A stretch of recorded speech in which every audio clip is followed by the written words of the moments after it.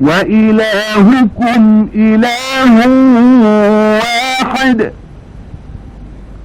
لا إله إلا هو الرحمن الرحيم إن في خلق السماوات والأرض واختلاف الليل والنهار والفلك التي تجري في البحر بما ينفع الناس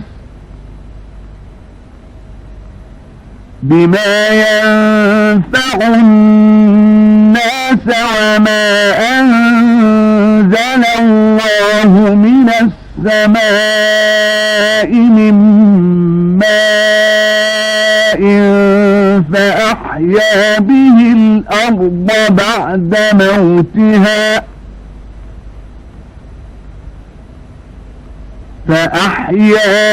الأرض بعد موتها وبث فيها من كل دابة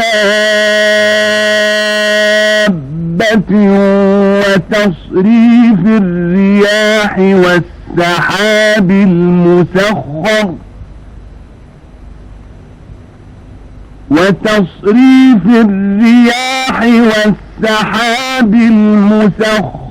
بين السماء والأرض لآيات لقوم يعقلون. மேலும் உங்கள் நாயன் ஒரே நாயன்தான், அவனை தவிர வேறு நாயன் இல்லை. அவன் அளவற்ற அருளாளன், நிகரற்ற அன்புடையோன்.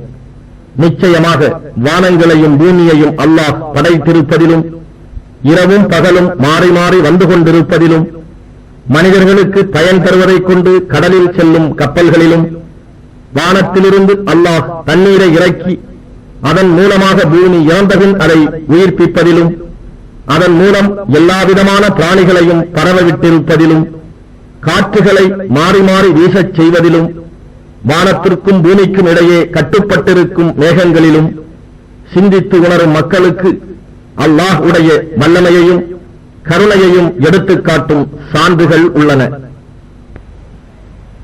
وَمِنَ النَّاسِ مَن يَتَّخِذُ مِن دُونِ اللَّهِ أَندَادًا يُحِبُّونَهُمْ كَحُبِّ اللَّهِ وَالَّذِينَ آمَنُوا أَشَدُّ حُبًّا لِلَّهِ وَلَوْ يَرَى الَّذِينَ ظَلَمُوا إِذْ يَرَوْنَ الْعَذَابَ أَنَّ الْقُوَّةَ لِلَّهِ جَمِيعًا وَأَنَّ اللَّهَ شَدِيدُ الْعَذَابِ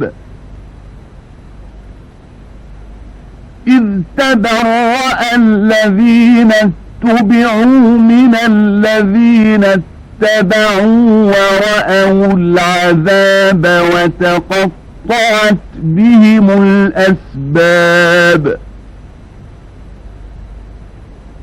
وَقَالَ الَّذِينَ اتَّبَعُوا لَوْ أَنَّ لَنَا كَرَّةً فَنَتَبَرَّأَ مِنْهُمْ كَمَا تَبَرَّؤُوا مِنَّا كَذَلِكَ يُرِيهِمُ اللَّهُ أَعْمَالَهُمْ حَسَرَاتٍ عَلَيْهِمْ وَمَا هُمْ بِخَارِجِينَ مِنَ النَّارِ. இப்படி இருந்தும் அல்லாஹ் அல்லாதவற்றை அவனுக்கு இணையாக வைத்துக் கொண்டு அவற்றை அல்லாஹ்வை நேசிப்பதற்கு ஒப்ப நேசிப்போரும் மனிதர்களில் இருக்கிறார்கள். ஆனால் நம்பிக்கை கொண்டவர்கள் அல்லாஹ்வை நேசிப்பதில் உறுதியான நிலையுள்ளவர்கள். இன்னும் இணை வைக்கும் அக்கிரமக்காரர்களுக்கு பார்க்க முடியுமானால் அல்லாஹ் தரவிருக்கும் வேதனை எப்படி இருக்கும் என்பதை கண்டுகொள்வார்கள். அனைத்து வல்லமையும் அல்லாஹுவுக்கே சொந்தமானது. நிச்சயமாக தண்டனை கொடுப்பதில் அல்லாஹ் மிகவும் கடுமையானவன் என்பதையும் கண்டுகொள்வார்கள். இத்தவறான வழியில் யாரை பின்பற்றினார்களோ அத்தலைவர்கள் தம்மை பின்பற்றியோரை கைவிட்டு விடுவார்கள். இன்னும் அவர்கள் வேதனையை காண்பார்கள். அவர்களிடையே இருந்த தொடர்புகள் யாவும் அறுபட்டுவிடும். அத்தலைவர்களை பின்பற்றியவர்கள் கூறுவார்கள், நமக்கு உலகில் வாழ இன்னொரு வாய்ப்பு கிடைக்குமானால் அத்தலைவர்கள் நம்மை கைவிட்டு விட்டதைப் போல நாமும் அவர்களை கைவிட்டு விடுவோம். இவ்வாறே அல்லாஹ் அவர்கள் செய்த செயல்கள் அவர்களுக்கு பெரும் துக்கம் அளிப்பனவாக எடுத்துக் காட்டுவான். அன்றியும் அவர்கள் நரக நெருப்பில் நின்றும் வெளியேறுகிறவர்களும் அல்லர். يا أيها الناس كلوا مما في الأرض حلالا طيبا ولا تتبعوا خطوات الشيطان إنه لكم عدو مبين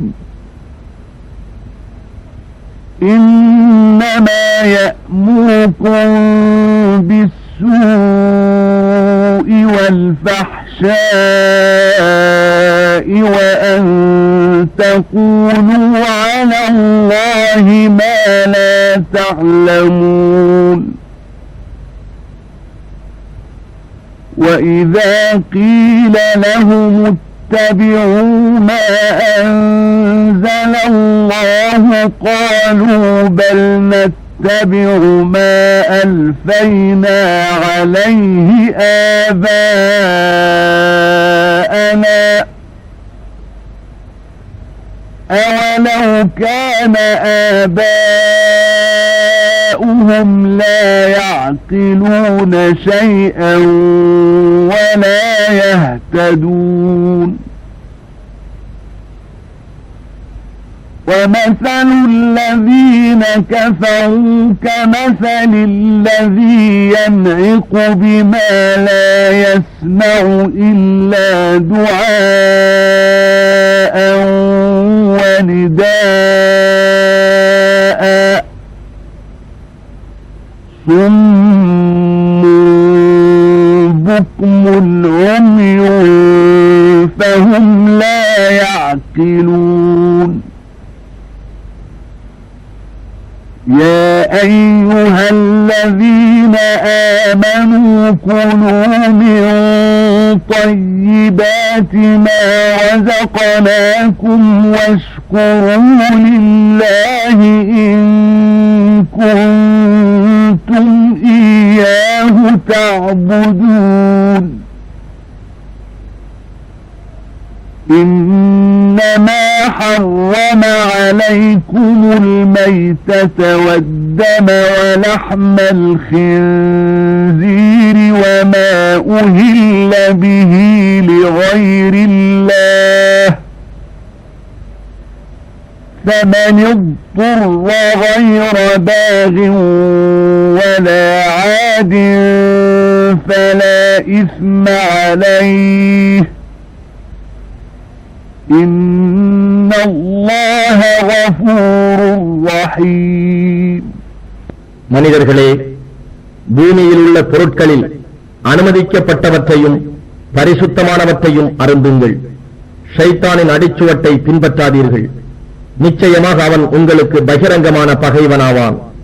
இன்னும் நிச்சயமாக அவன் தீயவற்றையும் மானக்கேடானவற்றையும் செய்யும்படியும் அல்லாஹுவை பற்றி நீங்கள் அறியாததை கூறும்படியும் உங்களை ஏவுகிறான். மேலும் அல்லாஹ் இறக்கி வைத்த இவ்வேதத்தை பின்பற்றுங்கள் என்று அவர்களிடம் கூறப்பட்டால் அவர்கள் அப்படி அல்ல, எங்களுடைய மூதாதையர்கள் எந்த வழியில் நடக்க கண்டோமோ அந்த வழியையே நாங்களும் பின்பற்றுகிறோம் என்று கூறுகிறார்கள். என்ன, அவர்களுடைய மூதாதையர்கள் எதையும் விளங்காதவர்களாகவும் நேர்வழி பெறாதவர்களாகவும் இருந்தால் கூடவா? அந்த காபிர்களுக்கு உதாரணம் என்னவென்றால், ஒரு ஆடு மாடு மேய்ப்பவனின் கூப்பாட்டையும் கூச்சலையும் தவிர வேறெதையும் கேட்டு அறிய இயலாதவை கால்நடை போன்றவர்கள். அவர்கள் செவிடர்களாகவும் ஊமையர்களாகவும் குருடர்களாகவும் இருக்கின்றனர். அவர்கள் எந்த நற்போதனையையும் உணர்ந்து கொள்ள மாட்டார்கள். நம்பிக்கை கொண்டவர்களே, நாம் உங்களுக்கு அளித்துள்ளவற்றில் தூய்மையானவற்றையே அருந்துங்கள். நீங்கள் அல்லாஹுவையே வணங்குபவர்களாக இருப்பீர்களாயின் அல்லாஹுவுக்கு நன்றி செலுத்தி வாருங்கள். நீங்கள் சாப்பிட அனுமதிக்கப்படாதவை தானாக செத்ததும் இரத்தமும் பன்றியின் மாமிசமும் அறுக்கும் போது அல்லாஹ் அல்லாத பெயர் சொல்லப்பட்டதும் ஆகியவைதாம். ஆனால் எவரேனும் தம் சுய விருப்பமின்றி பாவம் செய்யாத நிலையில் வரம்பு மீறாமல் இவற்றை உண்ண நிர்பந்திக்கப்பட்டால் அவர் மீது குற்றமில்லை. நிச்சயமாக அல்லாஹ் கருணை மிக்கோனும் அளவிலா அன்புடையோனுமாக இருக்கின்றான். الذين يكتمون ما أنزل الله من الكتاب ويشترون به ثمنا قليلا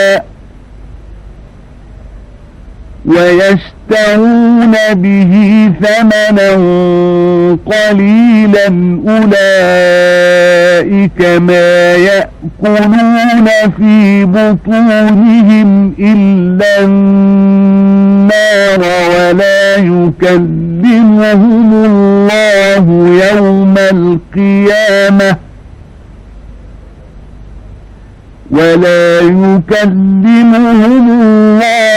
يوم القيامة ولا يزكيهم ولهم عذاب أليم.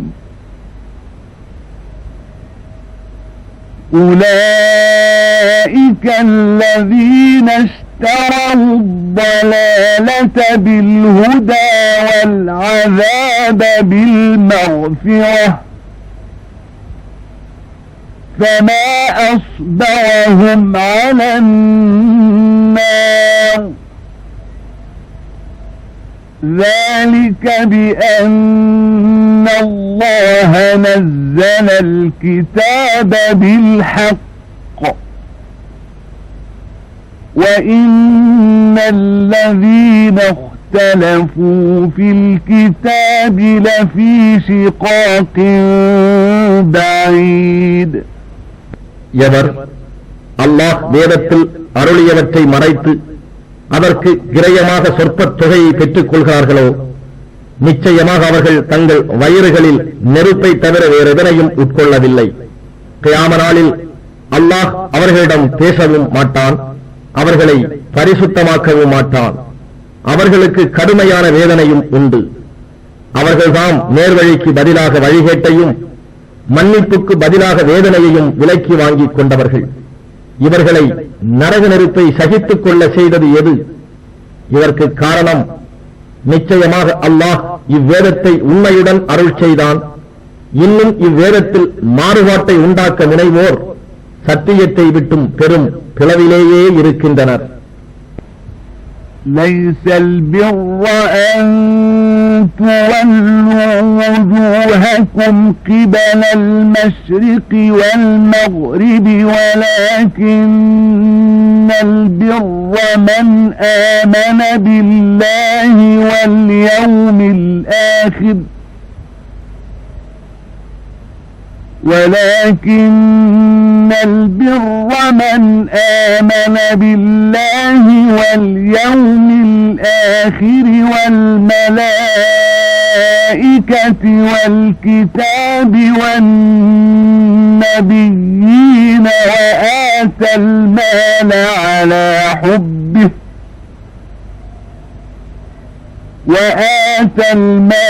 على حبه ذوي القربى واليتامى والمساكين وابن السبيل والسائلين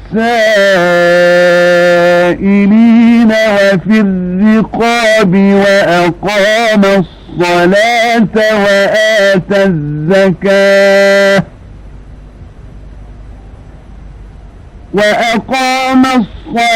وآتى الزكاة والموفون بعهدهم إذا عاهدوا والصابرين في البأساء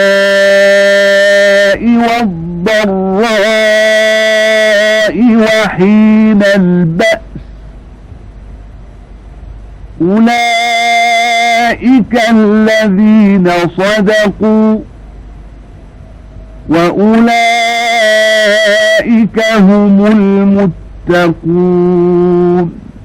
புண்ணியம் என்பது உங்கள் முகங்களை கிழக்கிலோ மேற்கிலோ திருப்பிக் கொள்வதில் இல்லை. ஆனால் புண்ணியம் என்பது அல்லாஹுவின் மீதும் இறுதி தீர்ப்பு நாளின் மீதும் மலக்குகள் மீதும் வேதத்தின் மீதும் நபிமார்கள் மீதும் ஈமான் கொள்ளுதல். தன் பொருளை இறைவன் மேலுள்ள நேசத்தின் காரணமாக பந்துக்களுக்கும் அனாதைகளுக்கும் மிஸ்கீன் ஏழைகளுக்கும் வழிப்போக்கர்களுக்கும் யாசிப்போருக்கும் அடிமைகள் கடனாளிகள் போன்றோரின் மீட்புக்காகவும் செலவு செய்தல். இன்னும் தொழுகையை ஒழுங்காக கடைபிடித்து முறையாக ஜகாத் கொடுத்து வருதல் இவையே புண்ணியமாகும். இன்னும் தாம் வாக்களித்தால் தம் வாக்குறுதிகளை நிறைவேற்றுவோரும் வறுமை இழப்பு போன்ற துன்பத்திலும் நோய் நொடிகள் போன்றவற்றின் கஷ்டத்திலும் யுத்த சமயத்திலும் உறுதியுடனும் பொறுமையுடனும் இருப்போரும் தான் நன்னறியாளர்கள். இன்னும் அவர்கள்தாம் பயபக்தி உடையவர்கள். يا أيها الذين آمنوا كتب عليكم القصاص في القتلى الحر بالحر والعبد بالعبد والأنثى بالأنثى فمن عفي له من أخيه شيء فاتباع بالمعروف وأداء إليه بإحسان ذلك تخفيف من ربكم ورحمة فمن اعتدى بعد ذلك فله عذاب أليم ولكم في القصاص حياة يا أولي الألباب لعلكم تتقون. كتب عليكم إذا حضر أحدكم الموت إن ترك خيرا الوصية للوالدين والأقربين بالمعروف حقا على المتقين. فمن بدله بعدما سمعه فإنما إثمه على الذين يبدلونه إن الله سميع عليم. فمن خاف من موص جنفا أو إثما فأصلح بينهم فلا إثم عليه إن الله غفور رحيم. ஈமான் கொண்டோரே, கொலைக்காக பழி தீர்ப்பது உங்கள் மீது விதிக்கப்பட்டுள்ளது. சுதந்திரமுடையவனுக்கு சுதந்திரமுடையவன், அடிமைக்கு அடிமை, பெண்ணுக்கு பெண். இருப்பினும் கொலையாளிக்கு கொலையுண்டவனின் சகோதர பாத்தியஸ்தர்களால் ஏதும் மன்னிக்கப்பட்டால் வழக்கமான முறையை பின்பற்றி இதற்காக நிர்ணயிக்கப்பெறும் நஷ்ட ஈட்டை கொலை செய்தவன் பெருந்தன்மையுடனும் நன்றி அறிதலுடனும் செலுத்திவிடல் வேண்டும். இது உங்கள் ரப்பிடம் இருந்து கிடைத்த சலுகையும் கிருபையும் ஆகும். ஆகவே இதன் பிறகு உங்களில் யார் வரம்பு மீறுகிறாரோ அவருக்கு கடுமையான வேதனை உண்டு. நல்லறிவாளர்களே, கொலைக்கு பழிதீர்க்கும் இவ்விதியின் மூலமாக உங்களுக்கு வாழ்வு உண்டு. இத்தகைய குற்றங்கள் பெருகாமல் நீங்கள் உங்களை தீமைகளில் நின்றும் காத்துக் கொள்ளலாம். உங்களில் எவருக்கு மரணம் நெருங்கிவிடுகிறதோ அவர் ஏதேனும் பொருள் விட்டுச் செல்பவராக இருப்பின் அவர் தம் பெற்றோருக்கும் பந்துக்களுக்கும் முறைப்படி வசியத் மரண சாசனம் செய்வது விதியாக்கப்பட்டிருக்கிறது. இதை நியாயமான முறையில் நிறைவேற்றுவது பயபக்தி உடையோர் மீது கடமையாகும். ஆனால் மரண சாசனத்தை கேட்ட பின்னர் எவரேனும் ஒருவர் அதை மாற்றினால் நிச்சயமாக அதன் பாவமெல்லாம் யார் அதை மாற்றுகிறார்களோ அவர்கள் மீதே சாரும். நிச்சயமாக அல்லாஹ் யாவற்றையும் கேட்பவனாகவும் அறிபவனாகவும் இருக்கின்றான். ஆனால் வசியத் செய்பவரிடம் பாரபட்சம் போன்ற தவறோ அல்லது மனமுரண்டான அநீதமோ இருப்பதை அஞ்சி ஒருவர் சம்பந்தப்பட்டவர்களிடையே சமாதானம் செய்து அந்த வசியத்தை சீர் செய்தால் அப்படி செய்பவர் மீது குற்றமில்லை. நிச்சயமாக அல்லாஹ் மன்னிப்பவனாகவும் நிகரற்ற அன்புடையவனுமாகவும் இருக்கின்றான். يا أيها الذين آمنوا كتب عليكم الصيام كما كتب على الذين من قبلكم لعلكم تتقون أياما معدودات فمن كان منكم مريضا أو على سفر فعدة من أيام أخر وعلى الذين يطيقونه فدية طعام مسكين فمن تطوع خيرا فهو خير له وأن تصوموا خير لكم إن كنتم تعلمون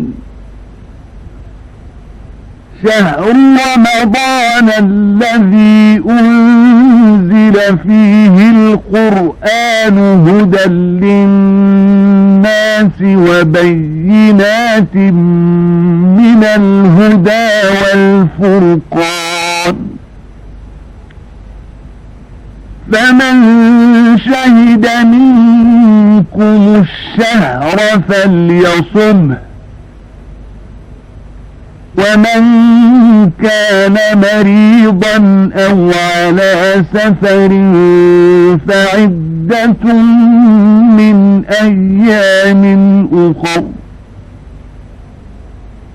يريد الله بكم اليسر ولا يريد بكم العسر ولتكملوا العدة ولتكبروا الله على ما هداكم ولعلكم تشكرون وإذا سألك عبادي عني فإني قريب أجيب دعوة الداع إذا دعان فليستجيبوا لي وليؤمنوا بي لعلهم يرشدون ஈமான் கொண்டோர்களே, உங்களுக்கு முன் இருந்தவர்கள் மீது நோன்பு விதியாக்கப்பட்டிருந்தது போல் உங்கள் மீதும் அது விதியாக்கப்பட்டுள்ளது. அதன் மூலம் நீங்கள் தூய்மையுடையோராகலாம். இவ்வாறு விதிக்கப்பட்ட நோன்பு சில குறிப்பிட்ட நாட்களில் கடமையாகும். ஆனால் அந்நாட்களில் எவரேனும் நோயாளியாகவோ அல்லது பயணத்திலோ இருந்தால் அவர் அக்குறிப்பிட்ட நாட்களின் நோன்பை பின்னால் வரும் நாட்களில் நோக்க வேண்டும். எனினும் கடுமையான நோய், முதுமை போன்ற காரணங்களினால் நோன்பு நோற்பதை கடினமாக காண்பவர்கள் அதற்கு பரிகாரமாக ஃபிதியாவாக ஒரு மிஸ்கீனுக்கு, ஏழைக்கு உணவளிக்க வேண்டும். எனினும் எவரேனும் தாமாகவே அதிகமாக கொடுக்கிறாரோ அது அவருக்கு நல்லது. ஆயினும் நீங்கள் நோன்பின் பயனை அறிவீர்களானால் நீங்கள் நோன்பு நோற்பதே உங்களுக்கு நன்மையாகும் என்பதை உணர்வீர்கள். ரமலான் மாதம் எத்தகையதென்றால் அதில்தான் மனிதர்களுக்கு முழுமையான வழிகாட்டியாகவும் தெளிவான சான்றுகளை கொண்டதாகவும் நன்மை தீமைகளை பிரித்து அறிவிப்பதுமான அல் குர்ஆன் இறக்கி அருளப் பெற்றது. ஆகவே எவர் அம்மாதத்தை அடைகிறாரோ அவர் அம்மாதம் நோன்பு நோக்க வேண்டும். எனினும் எவர் நோயாளியாகவோ அல்லது பயணத்திலோ இருக்கிறாரோ அவர் அக்குறிப்பிட்ட நாட்களின் நோன்பை பின்வரும் நாட்களில் நோக்க வேண்டும்.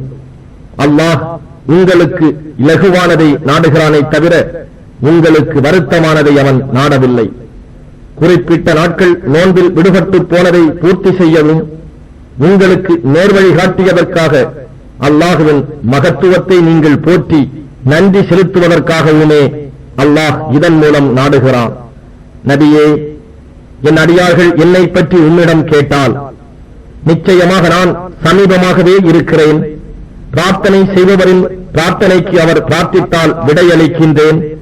அவர்கள் என்னிடமே பிரார்த்தித்து கேட்கட்டும், அப்பொழுது அவர்கள் நேர்வழியை அடைவார்கள் என்று கூறுவீராக. أحل لكم ليلة الصيام الرفث إلى نسائكم هن لباس لكم وأنتم لباس لهن علم الله أنكم كنتم تختانون أنفسكم فتاب عليكم وعفى عنكم فالآن باشروهن وابتغوا ما كتب الله لكم وكلوا واشربوا حتى يتبين لكم الخيط الأبيض من الخيط الأسود من الفجر ثم أتموا الصيام إلى الليل ولا تباشروهن وأنتم عاكفون في المساجد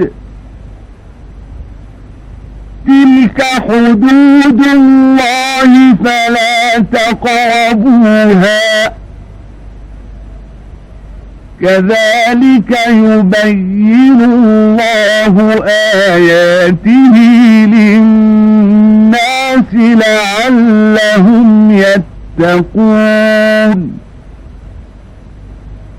ولا تأكلوا أموالكم بينكم بالباطل وتدلوا بها إلى الحكام لتأكلوا فريقا من أموال الناس بالإثم وأنتم تعلمون.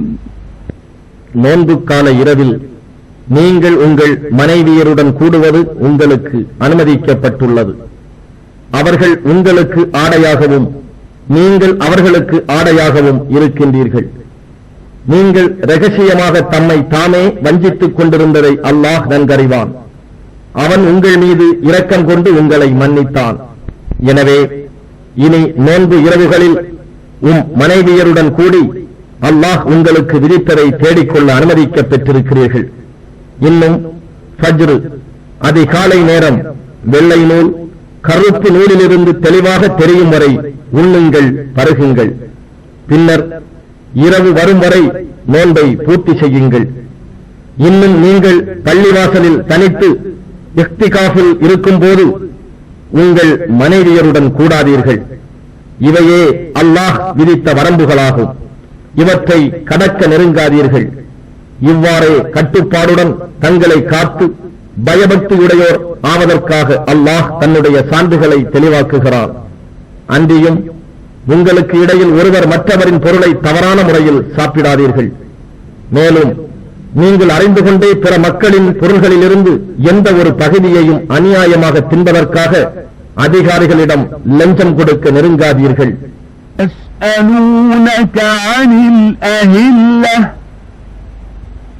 قل هي مواقيت للناس والحج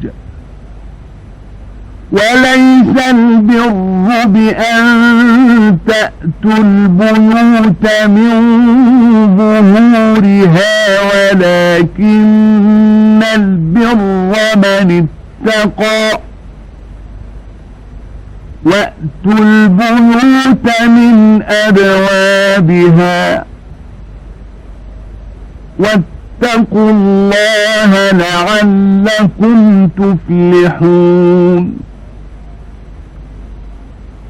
وقاتلوا في سبيل الله الذين يقاتلونكم ولا تعتدوا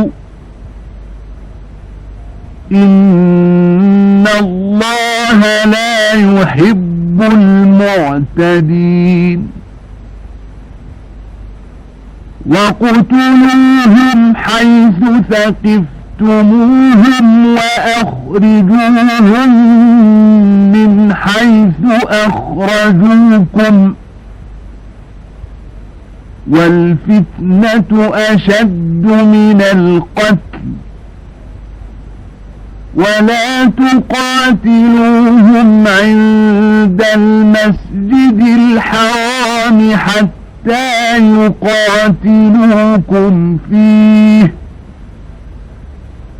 فإن قاتلوكم فاقتلوهم كذلك جزاء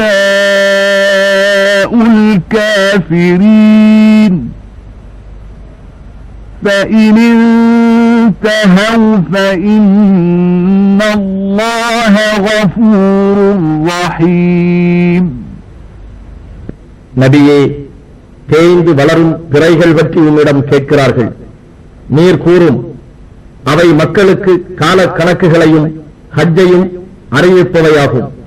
மூமின்களே, ஹஜ்ஜை நிறைவேற்றிய பிறகு உங்கள் வீடுகளுக்குள் பின்பக்கங்கள் வழியாக வருவதில் புண்ணியம் எதுவும் வந்துவிடுவதில்லை. ஆனால் இறைவனுக்கு அஞ்சி நற்செயல் புரிவோரே புண்ணியமுடையோராவர். எனவே வீடுகளுக்குள் முறையான வாசல்கள் வழியாகவே செல்லுங்கள். நீங்கள் வெற்றி அடையும் பொருட்டு அல்லாஹ்வை அஞ்சி நடந்து கொள்ளுங்கள். உங்களை எதிர்த்து போர் புரிபவர்களுடன் நீங்களும் அல்லாஹ்வின் பாதையில் போரிடுங்கள். ஆனால் வரம்பு மீறாதீர்கள். நிச்சயமாக அல்லாஹ் வரம்பு மீறுபவர்களை நேசிப்பதில்லை. உங்களை வெட்டிய அவர்கள் எங்கே காண கிடைப்பினும் அவர்களை கொல்லுங்கள். இன்னும் அவர்கள் உங்களை எங்கிருந்து வெளியேற்றினார்களோ அங்கிருந்து அவர்களை வெளியேற்றுங்கள். ஏனெனில் குழப்பமும் கலகமும் உண்டாக்குதல் கொலை செய்வதை விட கொடியதாகும். இருப்பினும் மஸ்ஜிதுல் ஹராமில் அவர்கள் முதலில் உங்களிடம் சண்டையிடாத வரையில் நீங்கள் அவர்களுடன் சண்டையிடாதீர்கள். ஆனால் அங்கும் அவர்கள் உங்களுடன் சண்டையிட்டால் நீங்கள் அவர்களை கொல்லுங்கள். இதுதான் நிராகரிப்போருக்கு உரிய கூலியாகும். எனினும் அவர்கள் இவ்வாறு செய்வதில் நின்றும் ஒதுங்கி விடுவார்களாயின் நீங்கள் அவர்களை கொல்லாதீர்கள். நிச்சயமாக அல்லாஹ் மிக மன்னிப்போனாகவும் கருணையுடையவனாகவும் இருக்கின்றான். وَقَاتِلُوهُمْ حَتَّى لَا تَكُونَ فِتْنَةٌ وَيَكُونَ الدِّينُ لِلَّهِ فَإِنِ انتهوا فَلَا عُدْوَانَ إِلَّا عَلَى الظَّالِمِينَ. الشهر الحرام بالشهر الحرام والحرمات قصاص فمن اعتدى عليكم فاعتدوا عليه بمثل ما اعتدى عليكم واتقوا الله واعلموا أن الله مع المتقين. وأنفقوا في سبيل الله ولا تلقوا بأيديكم إلى التهلكة وأحسنوا إن الله يحب المحسنين. குழப்பமும் கலகமும் நீங்கி அல்லாஹுவுக்கே மார்க்கம் என்பது உறுதியாகும் வரை நீங்கள் அவர்களுடன் போரிடுங்கள். ஆனால் அவர்கள் ஒதுங்கி விடுவார்களானால் அக்கிரமக்காரர்கள் தவிர வேறு எவருடனும் பகை கொண்டு போர் செய்தல் கூடாது. போர் செய்வது விலக்கப்பட்டுள்ள ரஜப், துல்காதா, துல்ஹஜ், முஹர்ரம் ஆகிய புனித மாதத்திற்கு புனித மாதமே ஈடாகும். இதே போன்று எல்லா புனித பொருட்களுக்கும் ஈடு உண்டு.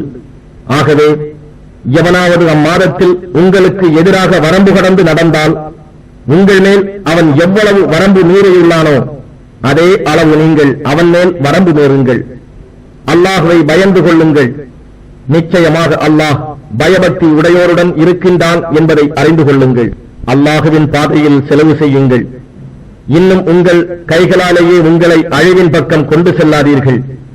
இன்னும் நன்மை செய்யுங்கள். நிச்சயமாக அல்லாஹ் முஹ்சின்களை நன்மை செய்வோரை நேசிக்கின்றான். وَأَتِمُّوا الْحَجَّ وَالْعُمْرَةَ لِلَّهِ فَإِنْ أُحْصِرْتُمْ فَمَا اسْتَيْسَرَ مِنَ الْهَدْيِ وَلَا تَحْلِقُوا رُؤُوسَكُمْ حَتَّى يَبْلُغَ الْهَدْيُ مَحِلَّهُ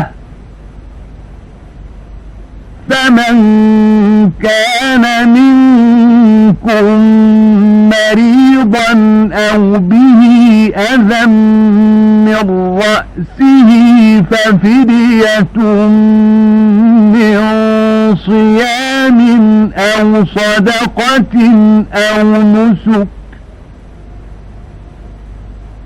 فإذا أمنتم فمن تمتع بالعمرة إلى الحج فما استيسر من الهدي فمن لم يجد فصيام 3 أيام في الحج و7 إذا رجعتم تلك 10 كاملة ذلك لمن لم يكن أهله حاضر المسجد الحرام واتقوا الله واعلموا أن الله شديد العقاب. الحج أشهر معلومات فمن فرض فيهن الحج فلا رفث ولا فسوق ولا جدال في الحج وما تفعلوا من خير يعلمه الله وتزودوا فإن خير الزاد التقوى واتقون يا أولي الألباب. ஹஜ்ஜையும் உம்ராவையும் அல்லாஹுவுக்காக பூர்த்தி செய்யுங்கள். அப்படி பூர்த்தி செய்ய முடியாதவாறு நீங்கள் தடுக்கப்படுவீர்களாயின் உங்களுக்கு சாத்தியமான ஹதியு, ஆடு, மாடு, ஒட்டகம் போன்ற தியாக பொருளை அனுப்பிவிடுங்கள். அந்த ஹதியு குர்பான் செய்யப்படும் இடத்தை அடைவதற்கு முன் உங்கள் தலைமுடிகளை களையாதீர்கள். ஆயினும் உங்களில் எவரேனும் நோயாளியாக இருப்பதனாலோ அல்லது தலையில் ஏதேனும் தொந்தரவு தரக்கூடிய பிணியின் காரணமாகவோ தலைமுடியை இறக்கிக் கொள்ள வேண்டிய கட்டாயம் ஏற்பட்டால் அதற்கு பரிகாரமாக நோன்பு இருத்தல் வேண்டும், அல்லது ஏழைகளுக்கு உணவளித்தல் வேண்டும், அல்லது குர்பானி கொடுத்தல் வேண்டும். பின்னர் நெருக்கடி நீங்கி நீங்கள் சமாதான நிலையை பெற்றால் ஹஜ் வரை உம்ரா செய்வதன் சௌகரியங்களை அடைந்தோர் இயன்ற அளவு குர்பானி கொடுத்தல் வேண்டும். அவ்வாறு குர்பானி கொடுக்க சாத்தியமில்லையாயின் ஹஜ் செய்யும் காலத்தில் 3 நாட்களும் பின்னர் தம் ஊர் திரும்பியதும் 7 நாட்களும் ஆக பூரணமாக 10 நாட்கள் நோன்பு நோற்றல் வேண்டும். இந்த சலுகையானது எவருடைய குடும்பம் மஸ்ஜிதுல் ஹராமின் பக்கத்தில் இல்லையோ அவருக்குத்தான். ஆகவே அல்லாஹுவை பயந்து கொள்ளுங்கள். நிச்சயமாக அல்லாஹ் வேதனை கொடுப்பதில் கடுமையானவன் என்பதை அறிந்து கொள்ளுங்கள். ஹஜ்ஜுக்கு உரிய காலம் குறிப்பிடப்பட்ட மாதங்களாயிருக்கும். எனவே அவற்றில் எவரேனும் இஹ்ராம் அணிந்து ஹஜ்ஜை தம் மீது கடமையாக்கிக் கொண்டால் ஹஜ்ஜின் காலத்தில் சம்போகம், கெட்ட வார்த்தைகள் பேசுதல், சச்சரவு ஆகியவை செய்தல் கூடாது. நீங்கள் செய்யும் ஒவ்வொரு நன்மையையும் அல்லாஹ் அறிந்தவனாகவே இருக்கின்றான். மேலும் ஹஜ்ஜுக்கு தேவையான பொருட்களை சித்தப்படுத்தி வைத்துக் கொள்ளுங்கள். ஆனால் இவ்வாறு சித்தப்படுத்தி வைப்பவற்றுள் மிகவும் நன்மையானது தக்குவா என்னும் பயபக்தியே ஆகும். எனவே நல்லறிவுடையோரே, எனக்கே பயபக்தியுடன் நடந்து கொள்ளுங்கள். ليس عليكم جناح أن تبتغوا فضلا من ربكم فإذا أفضتم من عرفات فاذكروا الله عند المشعر الحرام واذكروه كما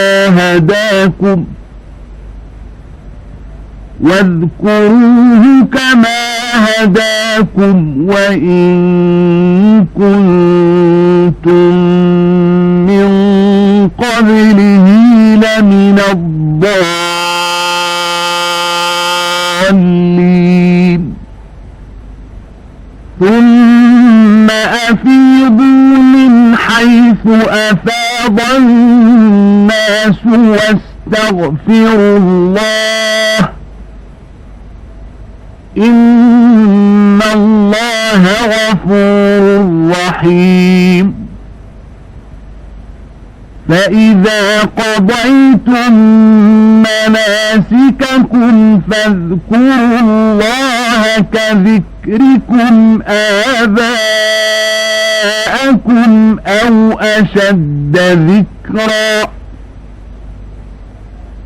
فمن الناس من يقول ربنا آتنا في الدنيا وما له في الآخرة من خلاق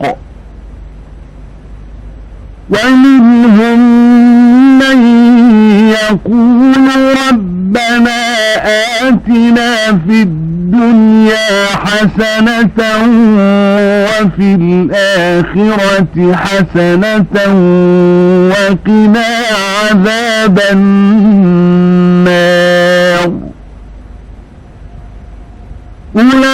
أولئك لهم نصيب مما كسبوا والله سريع الحساب واذكروا الله في أيام معدودات فمن تعجل في يومين فلا إثم عليه ومن تأخر فلا إثم عليه لمن اتقى واتقوا الله واعلموا أنكم إليه تحشرون ஹஜ்ஜின் போது உங்கள் ரப்புடைய அருளை நாடுதல், அதாவது வியாபாரம் போன்றவற்றின் மூலமாக நேர்மையான பயன்களை அடைதல் உங்கள் மீது குற்றமாகாது. பின்னர் அரபாத்திலிருந்து திரும்பும் போது மஷ்அருல் ஹராம் என்னும் தலத்தில் அல்லாஹுவை திக்ர் தியானம் செய்யுங்கள். இதற்கு முன் நீங்கள் வழி தவறியவர்களாக இருந்த போதிலும் அவன் உங்களுக்கு நேர்காட்டினானே, அதற்கு ஒப்ப அவனை திக்ர் செய்யுங்கள். பிறகு நீங்கள் மற்ற மனிதர்கள் திரும்புகின்ற முஸ்தலிஃபா என்னும் இடத்திலிருந்து நீங்களும் திரும்பிச் செல்லுங்கள். அங்கு, அதாவது மினாவில் அல்லாஹுவிடம் மன்னிப்பு கேளுங்கள். நிச்சயமாக அல்லாஹ் மிக்க மன்னிப்போனாகவும் மிக்க கருணை உடையோனாகவும் இருக்கின்றான்.